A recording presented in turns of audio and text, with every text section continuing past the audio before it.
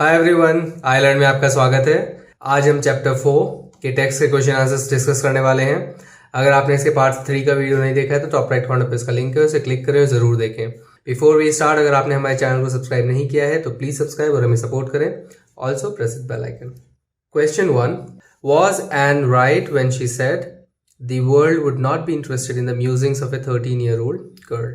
तो क्या एन सही थी जब उसने कहा कि दुनिया इंटरेस्टेड नहीं होगी एक 13-year-old के थॉट्स में, म्यूजिंग्स यानी उनके थॉट्स में?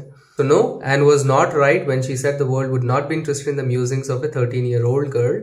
Her diary was published under the name The Diary of a Young Girl. It was translated from its original Dutch into many languages and it became one of the world's most widely read books. So of course नहीं, N गलत थी क्योंकि उसकी diary जो है publish हुई under the name diary of a young girl और उसे ट्रांसलेट किया गया 10 से डिफरेंट लैंग्वेजेस में और पूरे वर्ल्ड में वो मोस्ट वाइडली रेड बुक में से एक हो गई. There are some examples of diary or journal entries in the before you read section. Compare these with what Anne writes in a diary. What language was the diary originally written in? In what way is Anne's diary different? So कुछ examples हमने before you read section में discuss किए थे बहुत detail में, diary और journal entries. उसको आप कंपेयर करें अगर एन के डायरी राइटिंग के स्टाइल से, तो आपको क्या डिफरेंस दिखता है?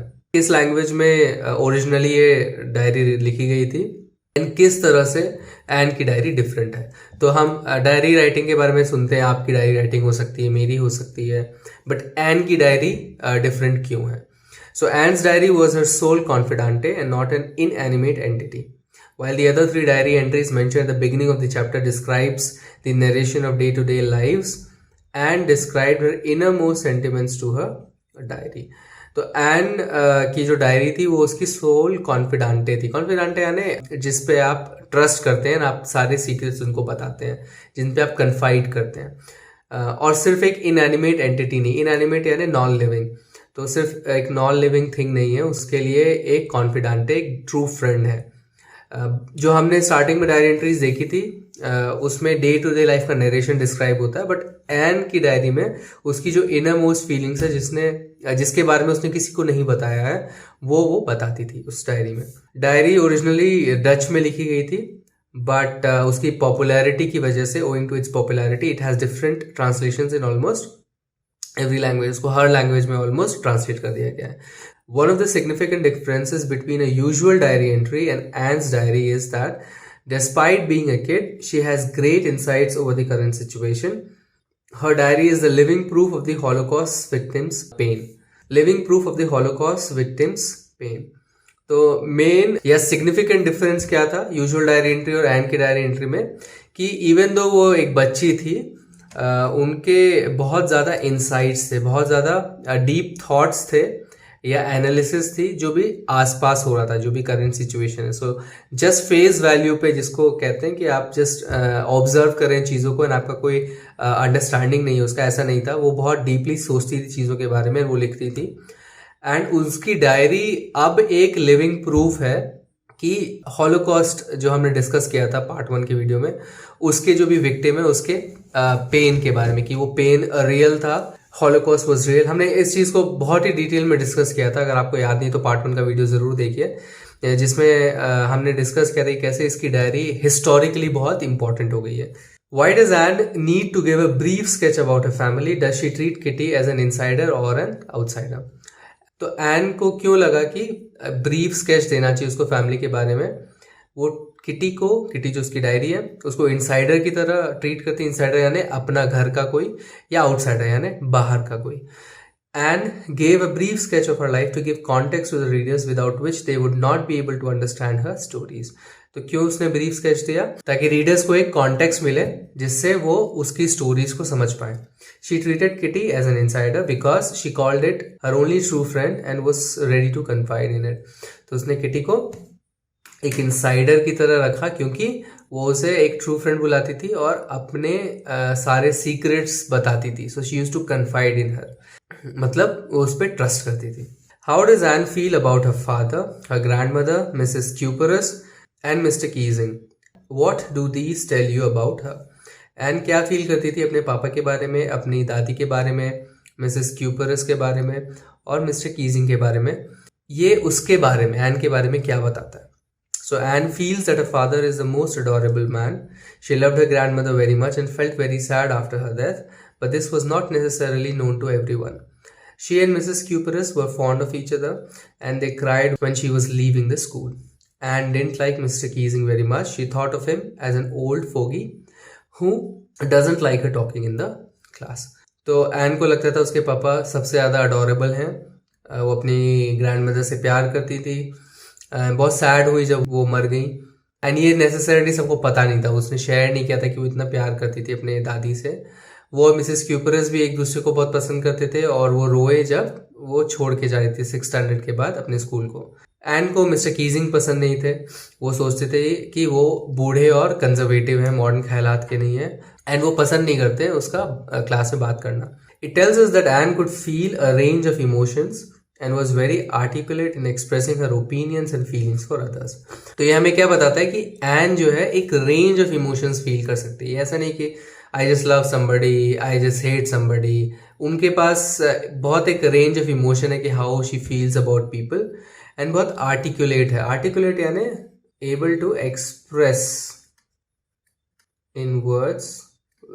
वो अच्छे से शब्दों में बयान कर पाती थी अपने ओपिनियन और अपनी फीलिंग्स को. तो ये उसका स्किल था. It shows that she is very smart kid and wiser than most of the kids of her age. And ये दर्शाता है कि शी इज़ वेरी स्मार्ट, बहुत स्मार्ट थी वो और वाइजर थी, बुद्धिमान थी कंपेयर टू जितने भी किड्स हैं उसके एज के. What does Anne write in her first essay? Anne अपने फर्स्ट एसे में क्या लिखती है? In her first essay titled A Chatterbox, Anne wanted to produce convincing arguments to prove the necessity of talking. She argued in a 3-page essay that talking was a student's trait and that she would do her best to keep it under control. She further wrote that she had inherited this trait from her mother, who was talkative as well. There was not much that one could do about inherited traits. तो अपने पहले ऐसे जिसका नाम अ chatterbox था, इसका title अ chatterbox था, and ये चाहती थी कि वो कन्विंसिंग आर्ग्यूमेंट्स लिखे कि वो प्रूव कर पाए कि बात करना कितना ज़रूरी है. तो उसने 3 पेज का ऐसे लिखा जिसमें उसने आर्ग्यू किया कि स्टूडेंट का एक क्वालिटी होता है बात करना, एंड वो पूरी कोशिश करेगी कि वो कंट्रोल में रखे.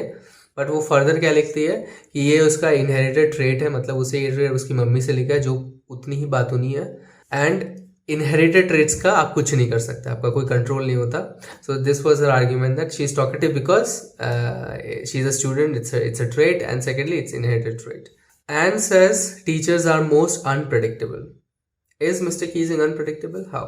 तो एन कहती है टीचर्स जो है बहुत ज़्यादा अनप्रेडिक्टेबल होते हैं. क्या मिस्टर कीजिंग अनप्रेडिक्टेबल हैं? कैसे? तो mister Keesing is definitely unpredictable. He is a maths teacher but gave an essay as an assignment to Anne for being too talkative in class. तो मिस्टर कीजिंग definitely unpredictable है. So maths teacher है, उसके बावजूद उन्होंने ऐसे लिखने के लिए कहा एज अ पनिशमेंट, क्योंकि एन बहुत ज़्यादा बात कर रही थी. When Anne tried to justify her talking through her essays, he didn't feel offended or got angry but was amused by her. तो जब एन ने ट्राई किया जस्टिफाई करना उसका बात, उसका टॉकेटिव नेचर क्लास में, तो वो ऑफेंडेड फील नहीं किया उन्होंने, उसको एज ए इंसल्ट नहीं लिया और ना ही गुस्सा किया उन्होंने, बट अम्यूज हो गए. So even though he was old conservative according to her, उन्होंने अच्छे वे में इसको लिया. In one instance when she wrote a poem comparing herself to a quacking duckling and Mr Keesing to the cruel father swan, Mr Keesing took the joke the right way and even read the poem to different classes. तो जब एक instance में उसने एक poem लिखी जिसमें उसने खुद को कंपेयर किया डकलिंग से जो क्वेक करते थे, और मिस्टर कीजिंग को क्रूल फादर स्वान की तरह जो उन्हें चुप करने को कहता था. तो मिस्टर कीजिंग ने उस जोक को बहुत अच्छे वे में लिया, इन द राइट वे लिया कि वो क्या बताना चाह रही है, एंड इवन दूसरे क्लासेस में उसकी पोएम को रीड किया. He never complain to her again about her talking in class. उन्होंने कभी कंप्लेन नहीं किया कि वो बात करती है क्लास में. Even though she thought of him as an old conservative man, he turned out to be more open and accepting. तो even though उसने सोचा कि वो old हैं और conservative हैं, but उल्टा वो बहुत open और accepting थे. So he was literally, you can say, unpredictable.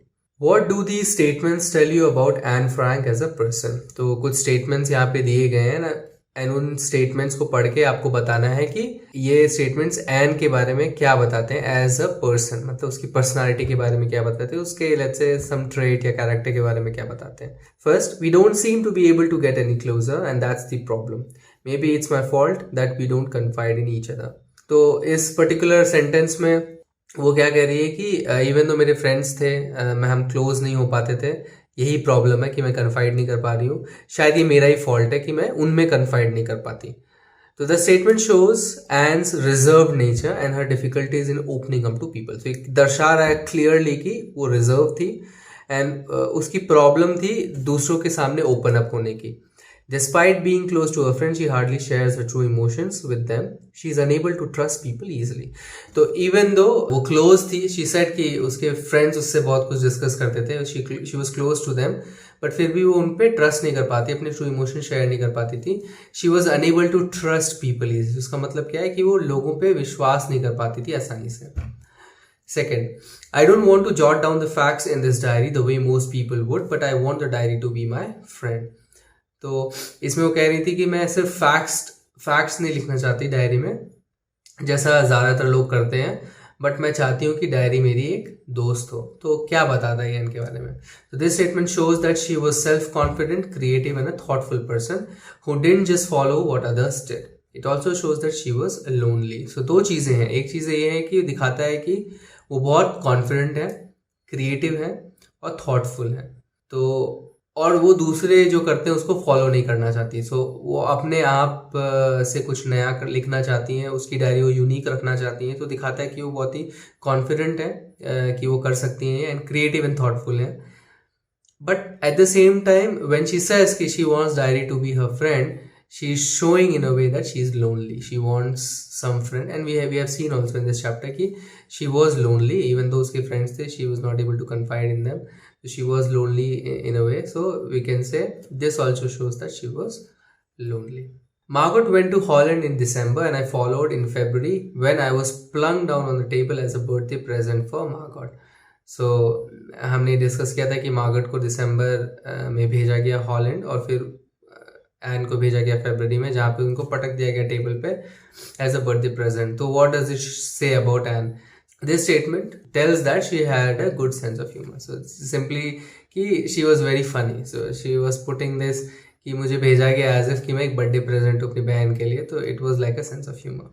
If you ask me, there are so many dummies that about a quarter of the class should be kept back, but teachers are the most unpredictable creatures on earth.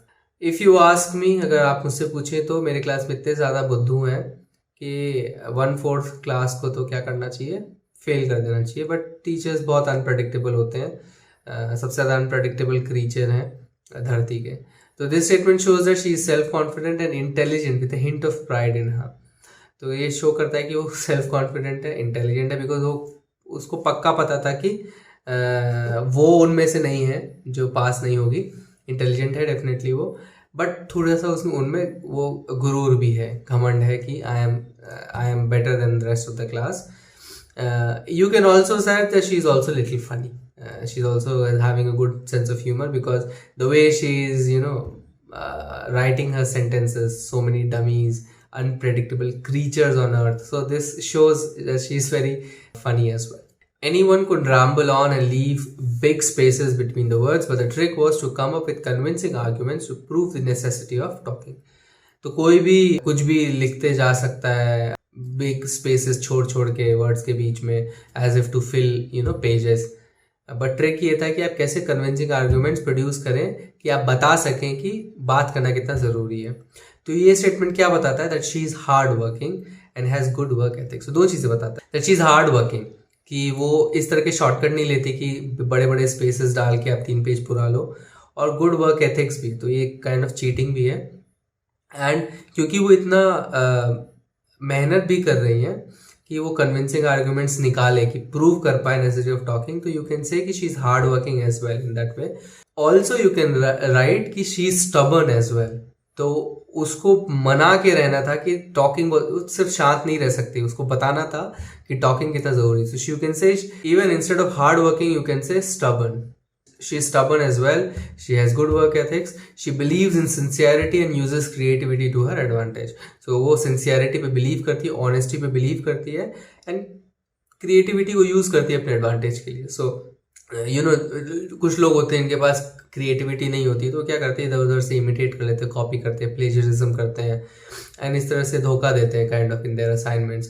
But वो sincere है और वो क्योंकि creative है तो उसको use करती है as an advantage to not do anything wrong. So this was the quality which we can see from this sentence. Thanks for watching this video. अगर ये वीडियो को पसंद आया तो इस वीडियो को एक लाइक दीजिए, अपने कमेंट्स और फीडबैक्स कमेंट सेक्शन में लिखिए और हमारे चैनल को सब्सक्राइब कीजिए. आप हमारे चैनल को सब्सक्राइब इस गोल लोगो पे क्लिक करके सब्सक्राइब बटन दबा के कर सकते हैं. इस बेल आइकन को भी प्रेस करना ना भूलें ताकि हमारे सारे वीडियोस की नोटिफिकेशन आप तक जल्द से जल्द पहुंचे. इस चैप्टर के अगले वीडियोस के लिए स्टे ट्यून्ड. Bye bye.